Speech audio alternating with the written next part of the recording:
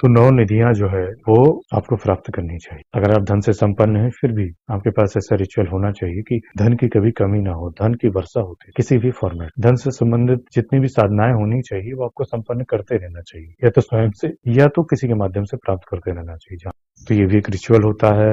इस रिचुअल में ऐसी शक्ति होती है, जो कि मेरा भी अनुभव रहा है कि इस रिचुअल में ऐसी शक्ति होती है कि अगर कोई व्यक्ति ऐसा है जिसकी जन्म कुंडली में बहुत ही लो लेवल का है कि इसके पास फूटी कौड़ी नहीं होगी, दरिद्रता में जीवन जिएगा, इसका मतलब कुछ नहीं हो सकता धन के मामले में, ये केवल हाथ फैला ही घूमता रहेगा। अगर उसको भी ये साधना प्राप्त हो जाती है थोड़े बहुत किसी भी पूर्व जीवन के संस्कार या अपने मास्टर की ब्लेसिंग से, कृपा से या विधाता की कृपा से, तो फिर उसकी कुंडली में कोई भी योग हो कोई फर्क नहीं पड़ता। वो फिर इतना धनवान हो जाएगा कि उसको खुद यकीन नहीं होगा, उसकी जो भी जन्म कुंडली देखेगा उसको भी यकीन नहीं होगी ऐसे कैसे। तो 9 निधियों में इतनी शक्ति होती है। तमाम लोग, आधा संसार जमीन और पहाड़ ही खोद रहा है कि कोई क्रिस्टल निकल जाए, कुछ निकल जाए, कुछ हो जाए, पर नहीं मिल रहा, क्योंकि पद्धति सही नहीं हो, सिस्टमैटिक वे में वो नहीं गए, तंत्र के वे में वो नहीं गए। सिस्टम यानी तंत्र, सिस्टमैटिक वे में जाएंगे तो सब मिल जाएगा। जो उनके हिस्से का है वो तो मिलेगा ही, जो जो नॉन क्लेम्ड है वो भी मिलेगा। सूर्य लोक में कौन सा मतलब धन चलता है वो भी प्राप्त हो जाएगा, और किसी प्लेनेट ब्रह्मांड में कौन सा धन चलता है वो भी प्राप्त हो जाएगा, अगर आप सिस्टमैटिक वे में चले।